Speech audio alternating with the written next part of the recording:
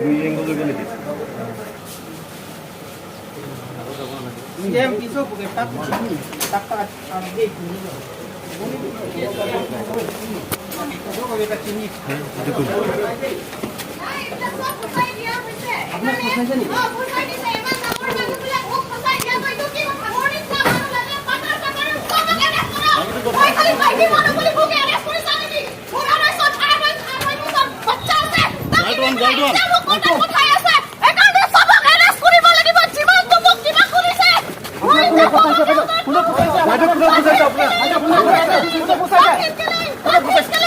কোনে পুছাইছে আপুনি